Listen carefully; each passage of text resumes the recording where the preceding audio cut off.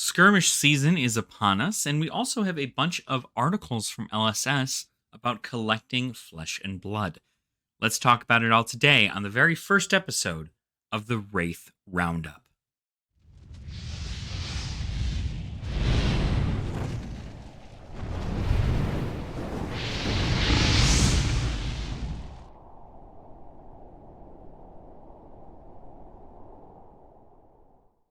Welcome on in, Dragonfolk, to a brand new series I'll be doing while I'm working two jobs and have very limited free time, the Rathe Roundup. My name is Alex, and in this series I'm going to be talking about a week of news, drama, and some meta updates of the fantastic TCG that we all know and love, Flesh and Blood. This week we are taking a look at the first weekend of the Skirmish season for 2023, as well as taking a peek into that Collector's Week and the articles posted on Flesh and Blood's website. Before we start, please consider subscribing to the channel. We do a lot of Flesh and Blood content here, and if you guys like this series, I can obviously keep it going week by week, so just let me know also in the comments down below what you guys think about it. So thank you so much for subscribing to the channel, and let's get into this week's Roundup. So as of the day of this video going live, I will actually be attending a skirmish of my own that is being hosted by MinMax Games here in Illinois. So if you guys see me there, go ahead and give me a nice high five. I'd love to see all of you there. Now I'm going in pretty blind because I do play mostly Commoner and Classic Constructed every now and again. So I really don't have a lot of information into Blitz as far as other than knowing the Living Legends in there, being Viserai, I believe the only one being in Living Legend currently. But it gives me an opportunity to play Prism, which is pretty awesome because I did not get to play Prism in Classic Constructed, because by the time I started, she was already a Living Legend. So I'm not hoping to do crazy good. I have a deck list that I'm running that is a deck list of a subscriber here of the channel. I'm just going to kind of run it in there, and I'm going to see what happens. So hopefully we can at least go a very neutral score. But looking at last week's result, it looks like the Blitz format is pretty much sitting just around the same place as the Classic Constructed format is as far as the meta goes. Ice heroes like Icelander and Oldhim are holding this format hostage as well, even with the addition of all the other young heroes available, as well as some of Classic Constructed's Living Legend heroes being available in here, such as Chain and Prism. But there was a silver lining, or I guess more well like a copper wiring, to last weekend's skirmish season, because Data Doll Mark II, the other mechanologist hero, only available in the young hero formats, has gotten her first Living Legend points. Someone has won with Data Doll Mark II at their skirmish. So very amazing. I'm not too sure off the name of the player off the top of my head, but it is very, very cool to see when heroes get their first Living Legend points. This is much akin to everybody cheering on Levi to get Azalea her first Living Legend points in Classic Constructed, so I'm very curious to see how that works out, but it's cool to see these heroes get their first Living Legend points, especially since Data Doll Mark II has kind of been thrown to the wayside since Dash is just generally the better mechanologist overall. But such amazing plays from every player over this last weekend, and congrats to the winners of your skirmishes, as well as all the winners throughout the skirmish season here. So congrats on your wins, congrats on your builds, and let me know in the comments what you guys ran. I'd love to hear from you, see what you guys ran into your skirmish season, what kind of blitz decks were you running, and maybe are you hoping that Oldhim Living Legends during the skirmish season?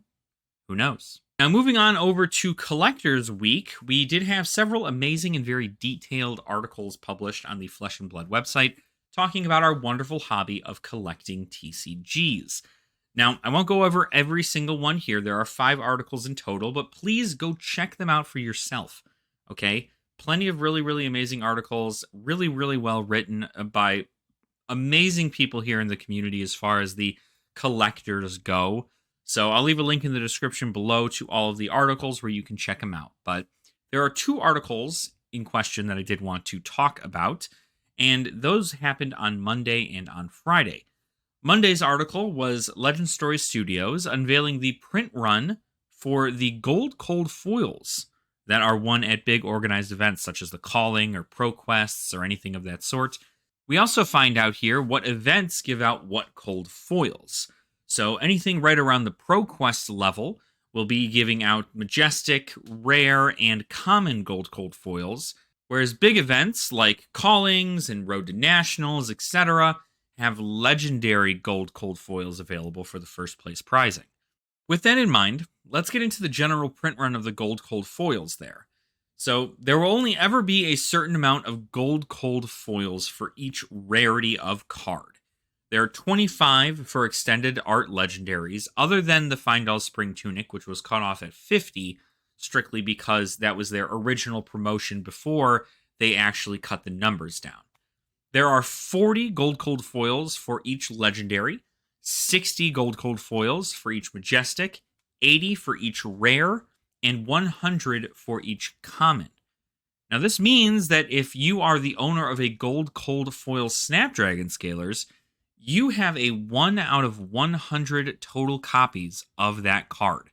Therefore, that means that you have a pretty well sought after card as far as collectors go on your hands there. So make sure to really do some research into it. Luckily, they all come graded already, so you don't need to go regrade them. They all get graded by PCG before they're all set out, so that is very important. You don't even need to grade them. They're already graded, and you can sell them. They normally sell for quite a bit, though, but now with these print numbers out, they may even sell for 2, 3, 5 times the amount they were originally, so who's to say? But I do know that these maximum amounts will not be changed. So the stakes of being a great Flesh and Blood player just got pretty high. Although, if you do have thousands of dollars lying about, I assume you could just buy one if you really wanted it. Now, Friday's article was all about the sealed collectors, right? Keeping those sealed boxes tucked away in a safe or in a warehouse somewhere.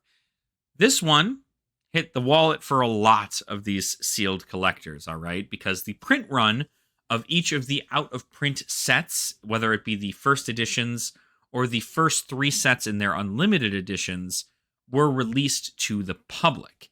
So back when first edition Monarch print runs were revealed, the market had a huge panic because the product was selling for a decent amount at the time. I don't actually know what the peak was, but it was pretty high. And it turns out that that was because there was a company, who I will not name, that was doing some kind of shady stuff to kind of inflate the prices of the boxes without them knowing what the actual print run was for the product in and of itself.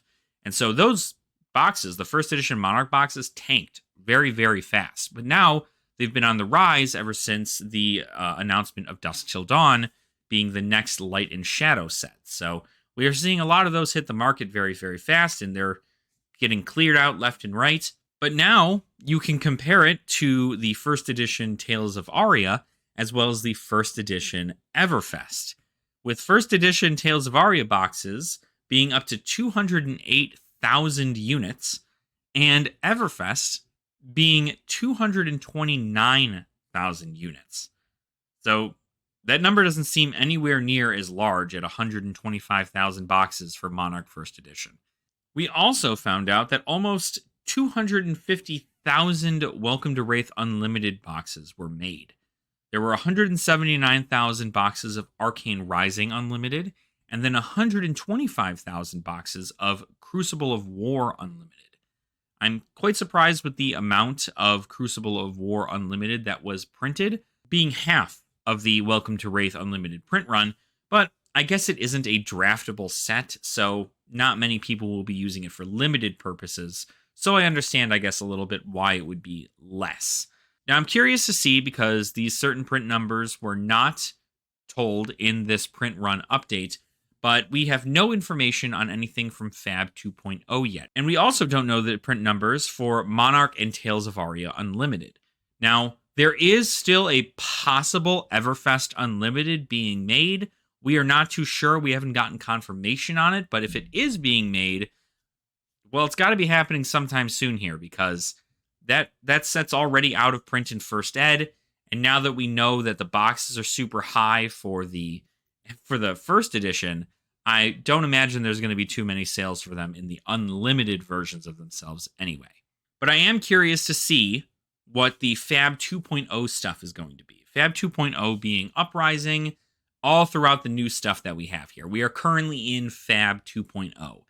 They don't have any stuff for that yet because that product is not out of print, so they have not finished doing any of those printings yet, and we will know when we do what the actual print run is for it. We'll see whether or not LSS cut back on the print runs, if any at all, and it will show how these new sets will affect the market going forward in the secondary world of sealed investing. And that is the Rathe Roundup for the week of April 10th, 2023. Now, if you haven't already, please make sure to subscribe to the channel and stay tuned for more of the Rathe Roundup in the future. And I will see you all very soon. Nerd out.